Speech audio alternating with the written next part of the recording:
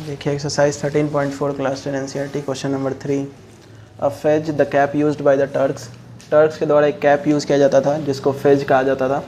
वो भी एक फ्रस्टम लाइक है, फ्रस्टम के शेप में है। देखिए इस टाइप का है फ्रस्टम है। If its radius on the open side is 10 centimetre.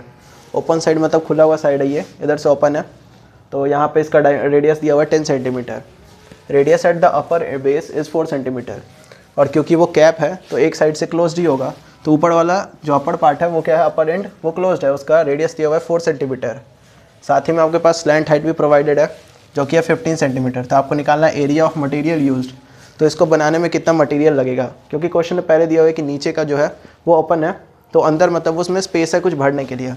तो यहाँ देखिए आपका इस कर्व सरफेस एरिया लगेगा। कर्व सरफेस एरिया क्या होता है, चारों तरफ का एरिया। तो इसमें चारों तरफ का एरिया लगेगा सर्कुलर, ये कर्व सरफेस एरिया हो गया। प्लस में ऊपर जो क्लोज्ड है, क्योंकि ऊपर वाला पार्ट क्लोज्ड होगा तो उसके लिए आप क्या ऐड करेंगे, एरिया ऑफ अपर एंड आप ऐड कर सकते हैं। तो देखिए सबसे पहले हम लोग लिख लेते हैं रेडियस ऑफ अपर एंड, इसको हम लोग मान लेते हैं R1। तो रेडियस अपर एंड का कितना है, 4 सेंटीमीटर। फिर radius of lower end R2 is equal to 10 centimetre.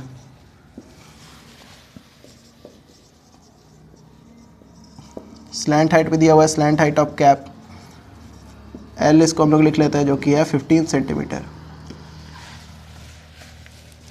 तो एरिया, तो आपसे पूछ रहा है area of material used for making it. तो एरिया ऑफ मटेरियल यूज्ड, कितना मटेरियल यूज्ड होगा यहाँ से देख सकते हैं आप लोग। जैसा कि मैंने आपको बताया सबसे पहले कर्व्ड सरफेस एरिया ऐड करना होगा आपको। तो CSA लिख लेते हैं हम लोग, CSA ऑफ फ्रस्टम। साथ ही में क्योंकि अपर वाला जो एंड है, इसका अपर एंड वो क्लोज्ड है तो उसका एरिया आपको ऐड करना होगा क्योंकि वो भी ढका हुआ है। तो एरिया ऑफ क्या लिख सकते हैं, एरिया ऑफ अपर एंड,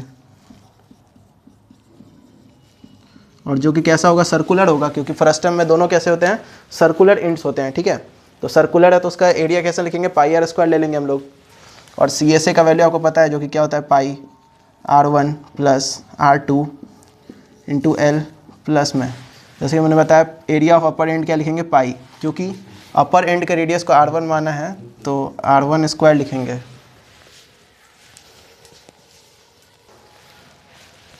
तो देखिए यहाँ पे इसको area of material used for making phase लिखेंगे तो ज़्यादा अच्छे से समझ में आएगा कि आप क्या चीज़ का मटेरियल यूज़ लिख रहे हैं।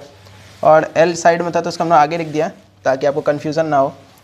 तो अब देखिए यहाँ से L का वैल्यू है 15, क्योंकि 15 7 से नहीं कटता है तो हम लोग 22/7 अभी नहीं लिखते हैं। और R1 R2 का वैल्यू यहाँ पुट करते हैं 4 + 10, और इधर पाई R1 स्क्वायर क्यों लिया है, क्योंकि ऊपर वाले को ही हमने क्या माना था, R1 माना था। तो R1 का स्क्वायर यानी कि 4 का स्क्वायर। अब देखिए यहाँ से पाई इंटू 15।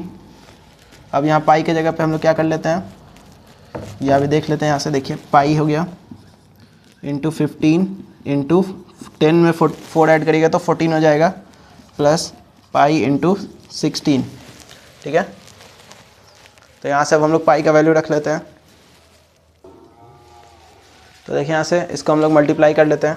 तो 15 और 14 को मल्टीप्लाई करेंगे तो 210 पाई हो जाएगा, प्लस 16 पाई। यहाँ से देखिए 14 कट रहा था, बट अगर यहाँ 22/7 आप रखेंगे तो फिर कैलकुलेशन ज़्यादा इजी नहीं हो पाएगा।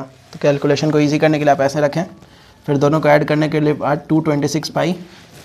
इसके बाद आप यहाँ से वैल्यू रख सकते हैं 226 इंटू 22/7। तो यहाँ से डेसिमल में आपका वैल्यू आएगा